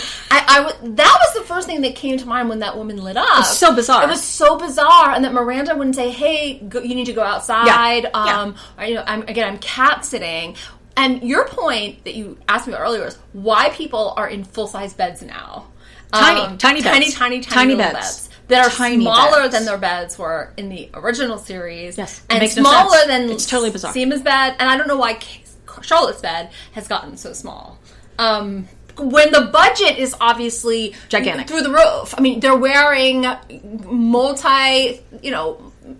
outfits that are very, very expensive, and they're curating every piece, and they're shooting all over the place. And so you would think that they could spring for king-size beds? California king beds? It makes absolutely no sense. Absolutely no sense. Okay, but also, Seema is smoking. Yes. How many 60-year-old women, affluent women, do you know who smoke cigarettes? See, I think the reason why Seema is smoking is because she is the Samantha stand-in, and she can be sexy without a cigarette, as if we were living in like 1940 or something. I mean, I don't know why she smokes. I guess it's just to be irreverent. And again, I'm a former smoker, and whatever. But it is odd that Seema, who cares about how she looks, who cares about aging and wrinkles and all that kind of stuff, still smoking. And also smoking to the point that she lights her hair on fire. Which, again, isn't a great plot point for someone in their 60s. It's not. And this is why, one more time, I find the aging. Yes. Again, it's like, well, since I did miss so much of season 2, are they talking about menopause? For what? Yes. There's no to some extent, but nothing like when I guess it was the second film, and Samantha had all her pills, and it was so stupid, but nonetheless, they were talking about it. Well, but there's no conception, right, in that show, and this is where I do think it was true of the first series. I think it's true here. Michael Patrick King, again, writes them as if they are gay men. Right? He just does, in the sense that, okay, we are hitting on the 30-year-old. We are in a dating and sex world, as if, again, the number of women in their 50s and 60s, right, who are regularly hit on by younger men is vanishingly small, right? I say this as a woman in my 50s. Right. This is just a reality, right? I think probably even in New York City. Right. And so, but this is so much depicted. Right. This, again, tons of men that Seema is meeting on online dating, right? She doesn't want to do the matchmaker because the whole idea that she is going to sort of not show her true personality. And it was also really remarkable that we had Seema say, I think it was in that matchmaker episode, oh, well, I wish I were a lesbian because my life would be so much easier in terms of dating. And I was like, do people still say things like that? Which actually does probably point us to one of the biggest changes. And that is Miranda. And the interesting thing, of course, about that is that you're going back to the episode early on when Miranda and Sid go on their softball date, game. and they have the softball game, and then Miranda's like, look, I want to make partner, and this is the only way I'm going to do it. And then at the very end, she kisses Sid. She's like, nope. Not a lesbian. It's confirmed. It's confirmed that Miranda is straight. Yes. Right? It is confirmed that Miranda is straight. And, of course, people change and evolve, and it doesn't mean that she can never be queer. However, now it is to the point of such cartoonishness, such unserious examination of her sexuality. I mean, with Che, it was just bananas. It made no sense. The couple made no sense. Miranda would never have dated someone like Che in the real series. I mean, if she had problems with Steve, right? I mean, all of her issues with Steve were replicated in Che. Who in some ways was more irresponsible, more uncaring, Steve had an emotional sensitivity that Che just did not. I mean, to an extent, Che made fun of Miranda on stage. Right? It was horrible. But now Miranda is dating what we would think of maybe more quote appropriate people. She dated, so there was the supposed to be funny episode with her and Rosie O'Donnell, which ended up not being funny. It was so awful. And now she's dating the woman who works for the BBC, which seems like a better match for her. We'll stay tuned and see what goes on with that. But it is just... It really is an abomination that the storyline that it seems like they want to, again, appease those who criticize the show with is given the worst writing. And Miranda, at least for the first 2 seasons of And Just Like That, was unrecognizable. And I think that, I appreciate what you're saying in terms of people changing and evolving. And obviously it's based upon Cynthia Nixon's own experience of being married to a man and then falling in love with a woman. But I think what I really dislike about it is that it seems to me to be a trope in television particularly, that women have this kind of changeable sexuality. And, men never do. Men never do. It's not like we're going to be shown either a gay man who decides he's straight. Never. Or, a straight guy who's 50 and then says, all right, I'm gay. It is always women in shows, who have this kind of fluidity in terms of their sexuality, who are like, I'm going to be bisexual. I think of the worst case scenario, which is in my Crazy Ex-Girlfriend, with Rachel Bloom, where one of the characters just is like, oh, well, I guess I'm with a woman now, with no indication that it was, again, organic. And it seems that is very odd to me. And what is so interesting is your earlier point about Samantha, which is that Samantha getting with Maria, you're like, well, it's a little bit of a reach, but Samantha is up for anything. Yes. And you're established. And you're like, right. And she was with her, and you can imagine that Samantha may have hooked up with other women before, just, for fun, Threesomes, or threesome, or whatever. Yeah. Samantha's so adventurous, yes. and you feel like, okay, she's gonna go for it, and she's in this relationship with Maria for a few episodes, and it isn't such a reach. It isn't. For exactly these reasons, that we have all of this build up in terms of her sexual personality. Yes. And then it makes sense that the reason they break up, is that component of the relationship, the sexual component, just falls by the wayside. Right. And it's just the sort of sitting in the bathtub and relating or whatever. But that's the thing, is that the idea that Miranda, who at this point is, 50 plus, and as you say, where we have that episode, where the whole point of that earlier episode is that she is not a lesbian, then, again, doesn't just say, well, I think maybe Steve and I, I'll try to bring a woman into our sex life with Steve or whatever, that overnight it's, I'm a lesbian now. And to me, again, fitting that trope is just so annoying. It just doesn't work. And then, as you say, the writing is terrible. Again, terrible. And then her first sexual encounter is, I believe, in Carrie's kitchen, so while Carrie is peeing into a bottle. Yes. That she doesn't even get the courtesy of a sexual encounter where there's some meaning or there's some escalation or anticipation or any of that. It's just this awful cringe thing that happens. And a terror, and again with Che, the idea that Che, who's supposed to be visiting Carrie, is like hitting on Miranda in the bathroom or in the kitchen is just, nobody wanted to watch that. Nobody. And as I mentioned to you, I really could have gone forever without seeing the Rosie O'Donnell, nun sort of aftermath, and I thought it was just, that to me was so, again, shoehorned in, right? And I was like, why does she have to be a nun? Right? Why? And we've already done the nun. And the nun is a character in the Samantha episode where she waits in the waiting room to get Keo. Yeah. And there's a whole storyline that the nun, can get attention.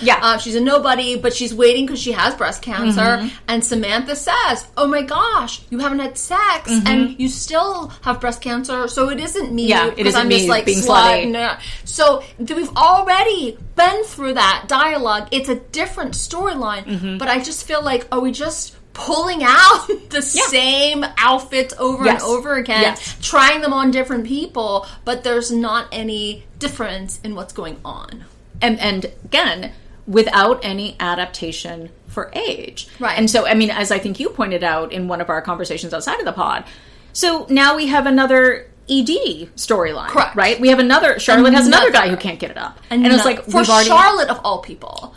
After we've already gone through at least 5 episodes of Trey not being able to get it up, and the sex therapist, and Rebecca, and Schooner, and all of that, right? Now we have Harry, who I think is going to have prostate cancer. I think that's coming down the pipeline. Okay, between the peeing episode and this now, I think that's where things are going. I could be wrong.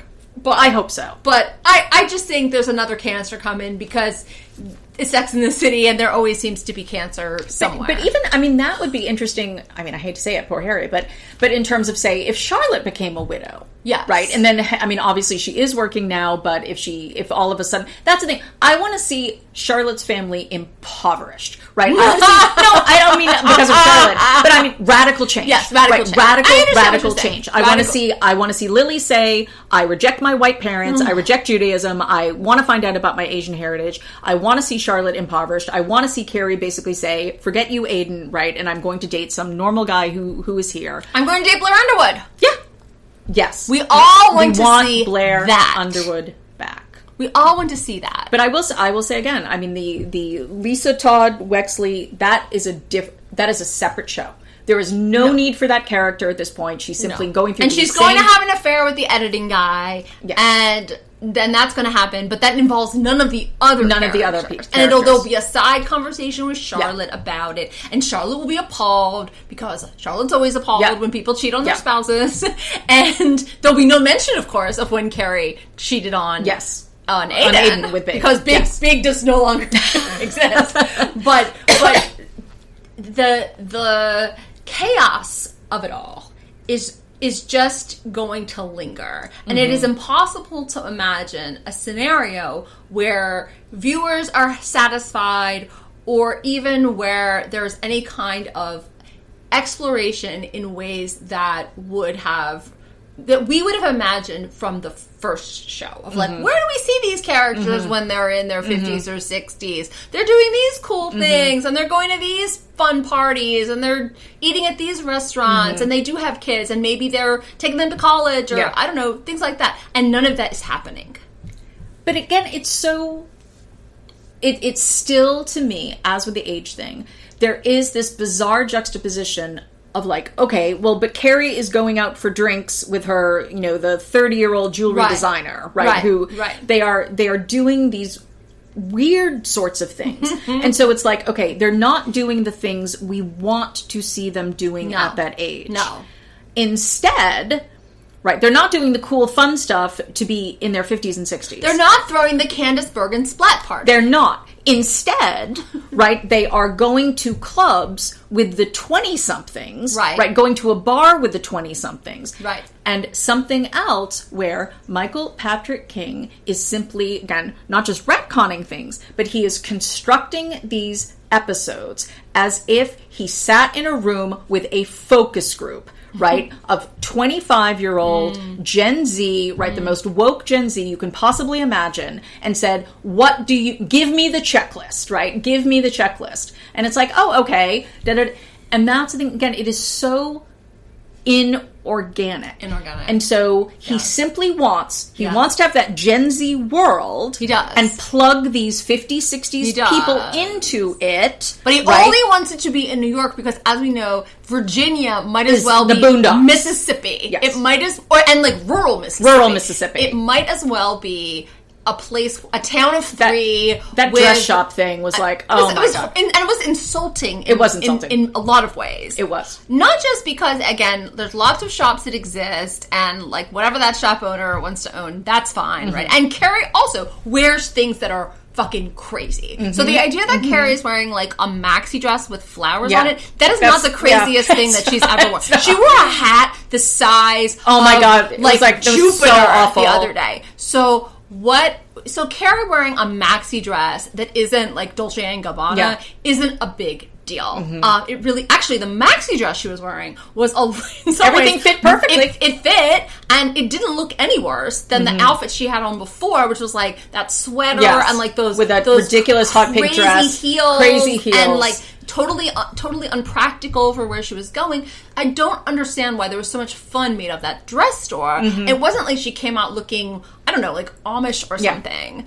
And then the idea that there would be no Target. The Target would be, what did he say? An hour away. There would be nowhere to eat. There wouldn't be nothing for them to do in Virginia, of all places. And that the son goes to UVA.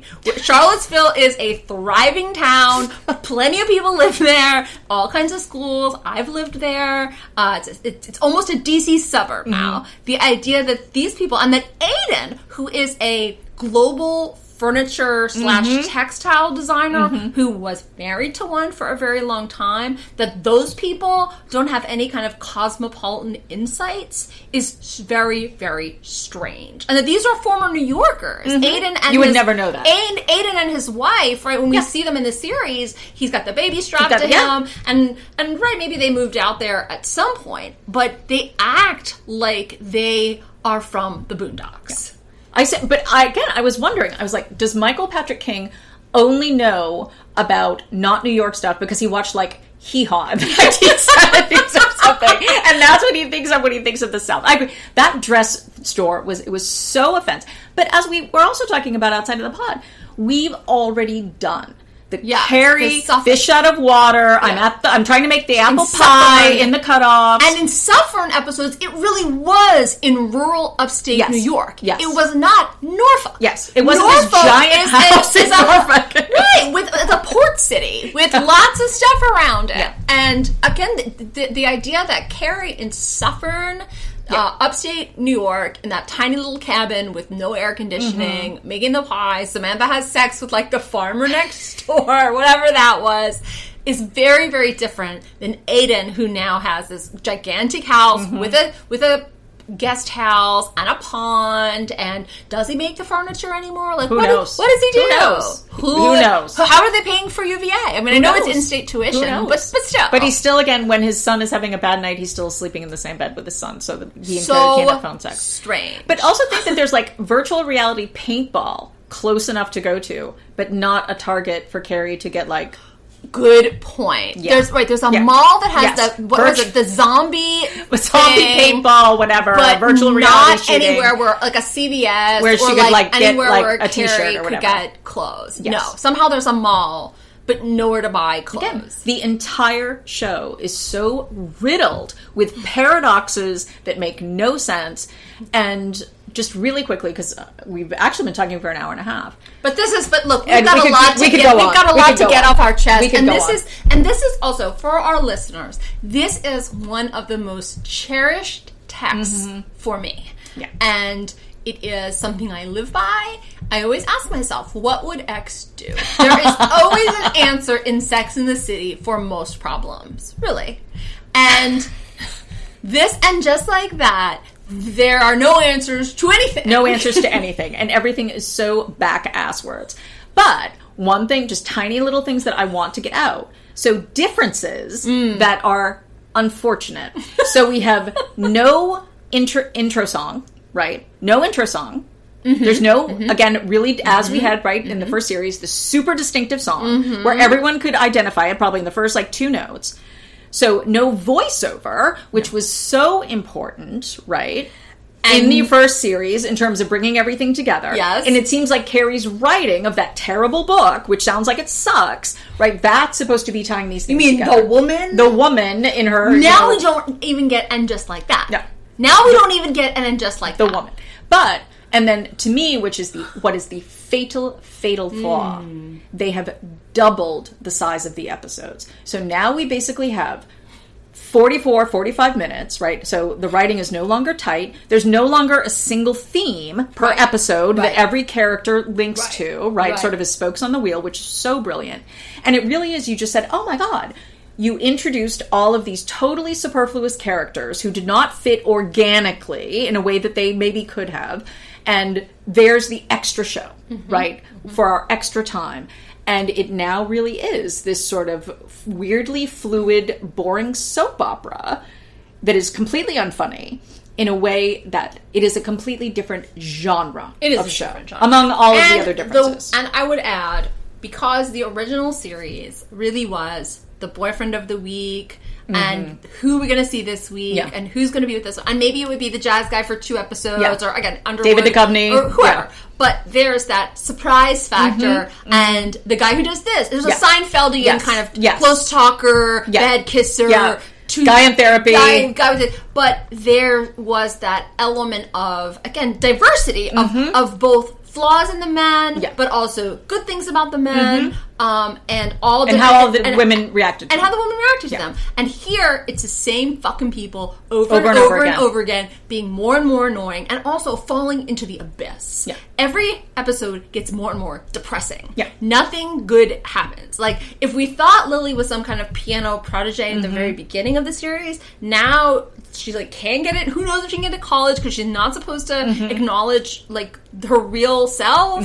And now she's just, like, dating this guy who and apparently it doesn't seem to bother her that he also has a boyfriend. No. And everyone hears that at the dinner table, and no one says anything. No one says anything. No one says anything. And the other thing, and that's what bothers me so much too, is that the old Charlotte, even though the old Charlotte was certainly socially progressive, it would have bothered her that her daughter's boyfriend had another partner. Yes. And no matter what gender. That would have bothered her. Yes. That would have made her uncomfortable. And that she and Harry sit there and are just like, oh, whatever. Yeah.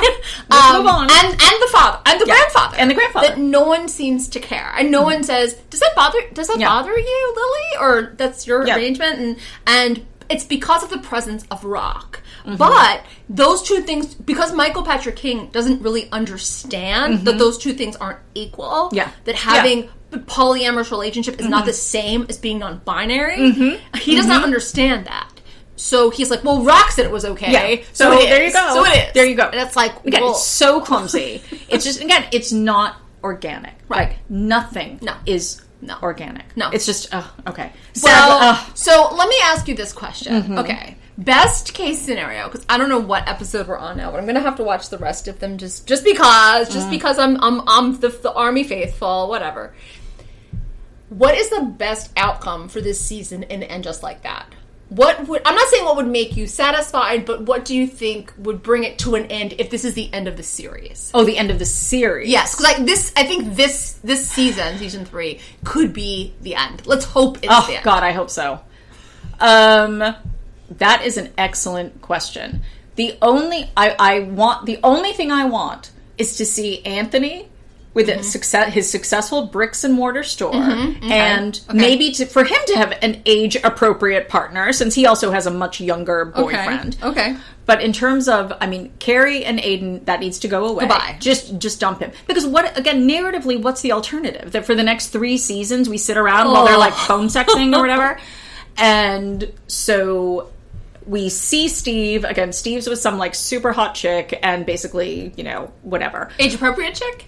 Yes. Okay. Age-appropriate. Okay. I mean, I'm okay if he's with someone younger, just because, Miranda basically cheated on him. But ideally age-appropriate. Okay. Ideally age-appropriate. Okay. And I honestly couldn't tell you what else. I mean, really, again, I have zero investment in... I mean, I like Seema well enough as a character, but the character now, again, to me, is not moving through reality. Right. Just not moving. We just also don't know who she is. And I think if it were still Samantha, if it were still Kim Cattrall, I think we would have been able to work through that in a different, in a more successful way. So, who knows about Seema? Again, I have no LTW, zero, again, that just needs to become its own separate show. Right. And whatever. And what about Charlotte? You just want Charlotte to be poor.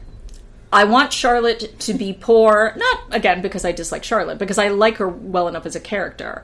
But I think that what we have... I thought it was really funny. I was in the most recent episode where someone said, like, don't give me those Charlotte eyes. Oh. Right? When the headmaster says that. Right. And I was like, yes, because what that character is now is this sort of super hyper, over the top, like screeching woman who nevertheless is letting her kids do whatever they want. Right. And sort of, roll right over her. And she has no other character other than that. And even she, right, has like a younger guy who's like hitting on her, that like German guy or whatever. I was like, Jesus, how do we have to see like every single one of these characters like hitting on or being hit on by someone like literally 30 years younger than they are? Right. Anyway, right. So right. I would like to see Charlotte. I think it would be interesting to see her, again, face something like, oh, Lily is rejecting her family. Right, and I can't rely on my fabulous Park Avenue apartment that I got because I married into wealth, basically. That would be interesting to me. Or even Lily wants to go to, like, CUNY. Yeah.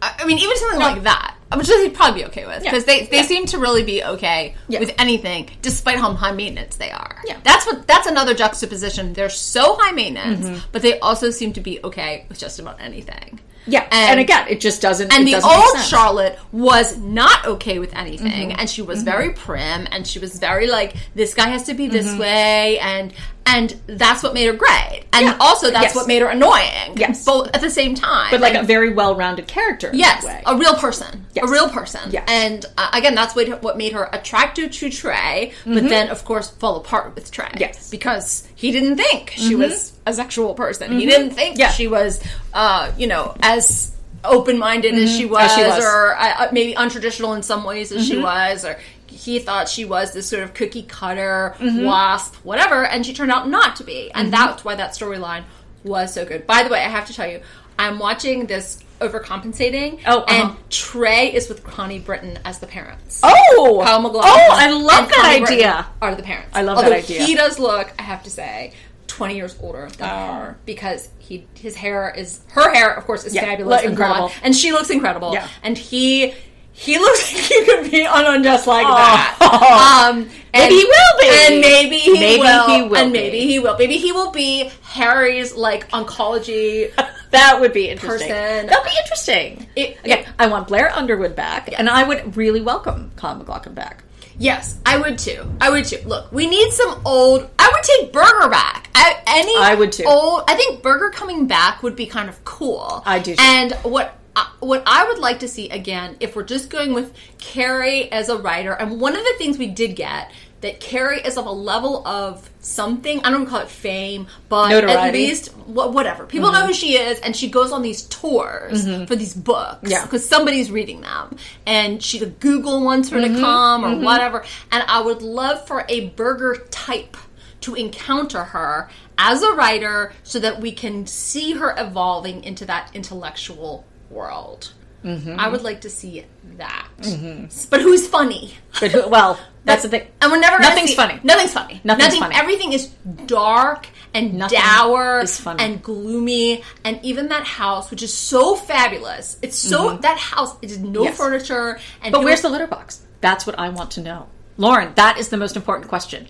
Where is the fucking litter box? And is she really changing like cat litter while wearing these incredible couture outfits and spike heels? Look, the whole cat of it all is also bizarre, because as we know, Miranda's the cat person. Yes. And Miranda's cat was a whole through line through the series. Fatty. Right? Fatty the cat. Of course. And now we have to deal with Carrie and this cat, and the cat getting out. And again, when I saw that LTW had a storyline about talking in her sleep, I cannot imagine any other show that would get greenlit with that. It's so bankrupt. It is. It is creatively bankrupt. And, you know, and this is the last thing I'm going to say. Okay. I thought, so the character of the college counselor, the sort of Ivy whisperer. Yeah. If you name a character Lois Fingerhut. Right, Fingerfuck. Only so you can put in the terrible joke Fingerfuck. Right. Twice.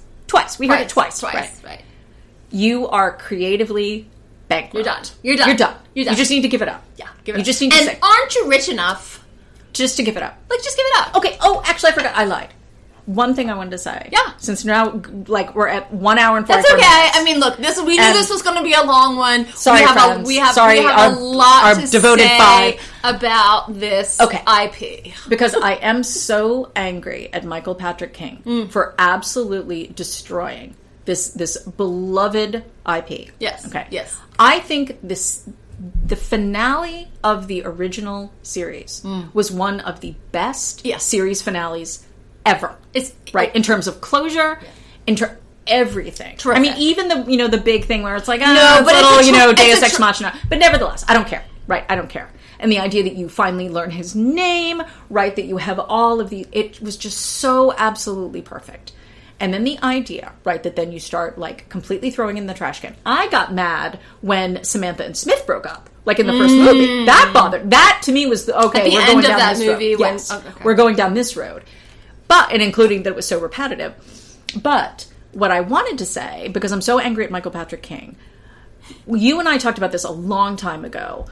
When Darren Star did the Uncoupled show with Neil Patrick Harris a couple of years ago, this is what And Just Like That should have been. So obviously a very similar setup, right? So this stable couple of almost 20 years, and Neil Patrick Harris's, they weren't married, right? It was just they were partners. Yeah. Breaks up with him after almost 20 years together. The same thing. How do I navigate, this painful breakup at this age when I'm about 50 and dating new people. And the friends who are surrounding them. And he has his business partner in the real estate business. And that was something where it was so... I mean, I love the show, right? Yeah, it was a great show. I wish they would do another season. It was a great show. And obviously, I mean, NPH is so fantastic, but he was so good in that role. And you really did have this sense of like, okay, this is what it means for someone to try to be back in the dating world, right? To go through this very painful breakup where you thought you were going to be with this person forever. Yes. And Darren Star can do that. Yes. But that's the thing is that this, And Just Like That, is the worst case scenario. It is the worst case scenario. Michael Patrick, it just shows, right? Darren Star... The genius, right, as we already knew from Beverly Hills 90210. But Michael Patrick King, you just want to say, you ain't got it. Yeah, Give throw it in up. the towel. Pack it up. You're because, done. again, You're done. The whole point of it happening again, especially if you're going to kill off big in the first episode, okay, is for Chéri to be on the market. Yeah. Sure, she has to grieve for a little bit. Yeah. But then she goes on the market. Mm-hmm. The last thing you do is pull out... Yeah. The old boyfriend who we've long said goodbye to. And happily so. Not in a bad way. And she left in a good place with him in the second movie. Yeah. And even in the series. And you didn't even need him in the second movie. Mm-hmm. I mean, there could have been there were already issues with her and Big. Yeah. So the idea that this is the solution is to have Chéri back with Aiden. In a long-distance relationship. And also that there were so many teasers when And Just Like That started that Natasha was coming back, right? Yeah, I forgot about that. And that went nowhere. Yeah, right? Went like, nowhere. There were a couple characters from the original that I remember were being featured, but they went nowhere. And again, the other character that I sort of liked was the Cheri Oteri character, which was fun to see her, fun to have her on the show, but pointless. And why would, as Seema said, we invented matchmaking, right? Why would Seema have a matchmaker? Why? She would never be up for that. At 60 years old, she's going to reinvent herself. I love the Cheri Oteri character, and I really wish that character existed. She would have been a fun college counselor for Charlotte. Yes. And I saw her,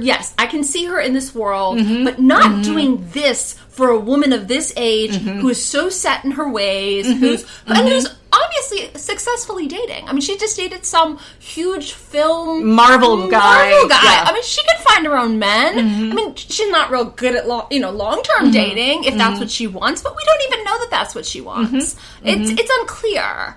And again, like, somebody like a Sherry O'Terry, who to me was like one of the better new or cameo characters that came in, was a lost opportunity.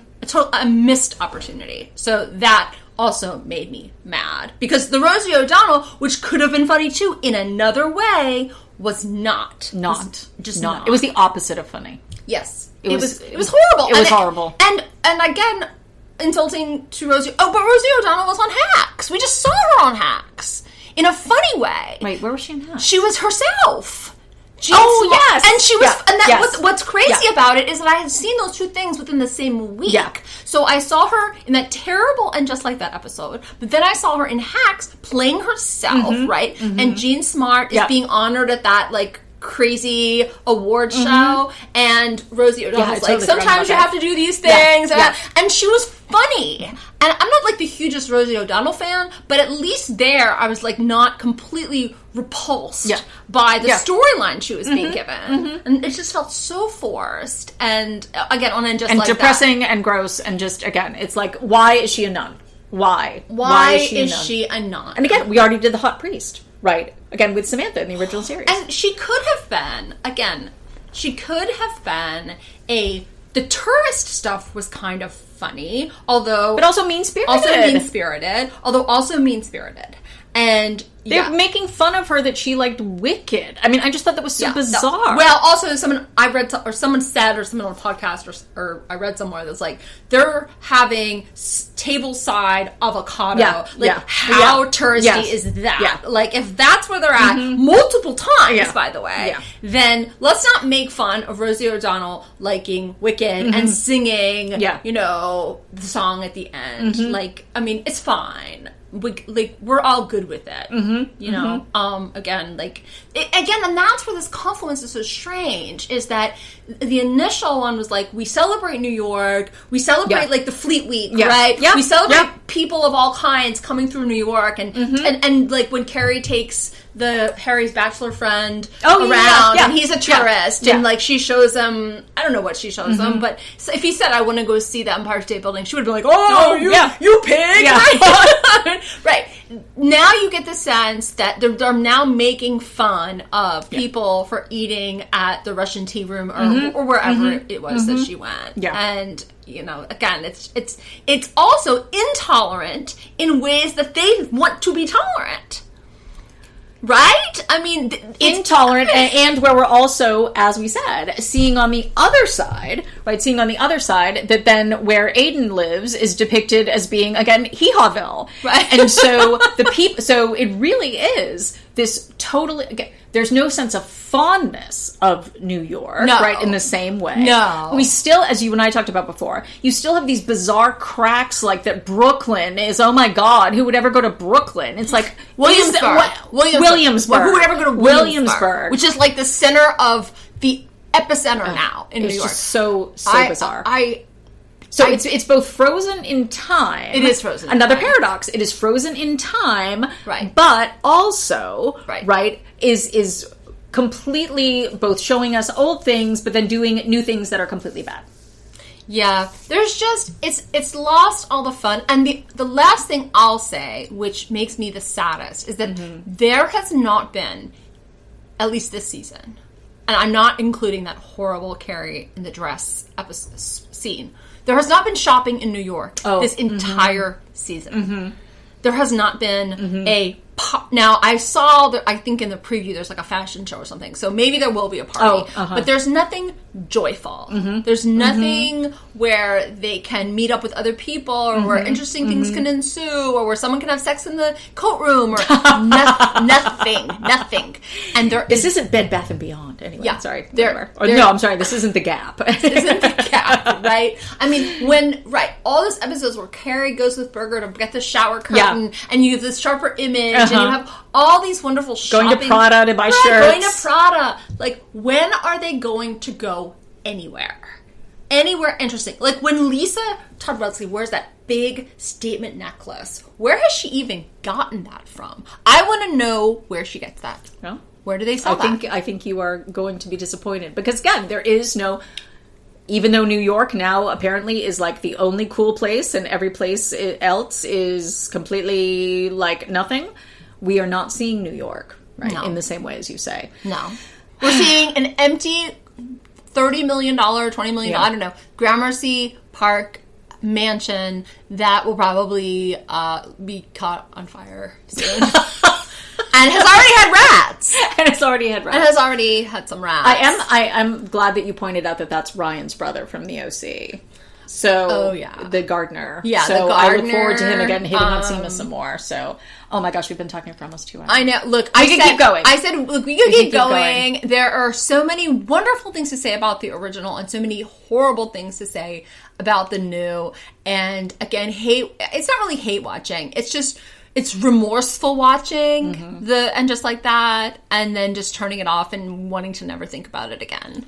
I think for me, it's hopeful in the sense of saying maybe someone will wave a magic wand, right? And it will become meaningful, funny, and meaningful again. Yeah. But I was also trying to think of something comparable in terms of like, what's another really iconic show where you can sort of not imagine it, but you can think, what would it be like if this iconic show completely changed in every single possible way, right? What would that even sort of look like? I don't know. And it's I don't know, Twilight Zone becoming like a rom-com or something. I don't know. And it was just, again, Michael Patrick King just needs to go away. He just needs to go away. He's creatively, the bank is the juices closed. are out. And I really do have to believe, again, after watching that Sarah Jessica Parker, Howard Stern episode, that she really hasn't seen the original. I don't know how else to explain. I've said this many times to you. I don't know how else to explain, and just like that, except for the fact that Sarah Jessica Parker has not seen the original. Otherwise, she wouldn't understand that they were different. That they're different. Well, I do think, what explains it all, to come back to something I said before, and then I'll shut up. What explains it all is that And Just Like That is not written for us. Right. It is not written for women the age of those characters. Or the women who loved the show when it first came out. Yes. It is written, it is designed, it is intended for 25-year-old Gen Zs. That is the only explanation. Who will also hate it. But that is the only explanation. That, again, Michael Patrick King, he read too much stuff online, he said too many angry Gen Zs come up to him, and he designed a show for Gen Zs. A big mea culpa, I'm not going to destroy the old show, but I am so sensitive to this, and again, I just imagine the Gen Z focus group, because it checks, right, all of these particular boxes in an inorganic way. That just doesn't, and lots of shows, right, could do the same kind of thing in a creatively successful and organic way. Right. But this one is not doing that. No. And again, I just imagine the focus group. Right. So we are not the audience for the show. I cannot imagine that focus group because everyone I know who is Gen Z, my own children, my students, would never like this show. I understand. And would never relate to it on any level and would say, why am I watching this show about a bunch of, old people doing horrible thing? But you have a random 17-year-old who's quote-unquote polysexual. So Gen Z must love it. I'm obviously being sarcastic. Okay. But I think that that's the answer. Sad to say. Girl. Well, do you have a book recommendation for this week? I do. My book recommendation is actually a novel. It's fiction. And it is the novel Chéri, Cheri, by the French writer Colette. Okay. Because it is about, Chéri is actually a young man, I think he's about 25 when the novel begins, who is in a relationship with a 49-year-old woman, who of course, because she's French, is still gorgeous and vital and all of this other good stuff. And it's basically very much about aging, about relationships between sort of younger men and older women, and sort of sexuality around age 50. So, and Colette was a wonderful writer and had this amazingly interesting life. So that's my book recommendation. Do you have one for today, Lauren? I do. This is still probably one of my top 5 nonfiction books. It's the book I always go back to, especially when I can't write, which is often. And it is Anne Douglas's Terrible Honesty, which is Mongrel Manhattan in the 1920s, which is all about Manhattan and modernism and all the writers and artists and a lot of the people actually that the original characters referenced, the Dorothy Parkers and the Hemingways and all of those people, and particularly the interracial dynamics that go on in producing art. It's a really lovely book that brings together all different parts of New York and the Harlem Renaissance and modernism and ballroom and all kinds of great things. So, and Ann Douglas is just so wonderful. So I recommend it to anyone interested in reading about the history of New York and the sort of early art scene. That sounds really awesome. And that actually reminds me that we are about to have another season of The Gilded Age. Yes. So I cannot wait. I'm very excited. June 22nd. Is it tonight? No, it's tomorrow. Oh. As of this, no. What is you're right. You are right.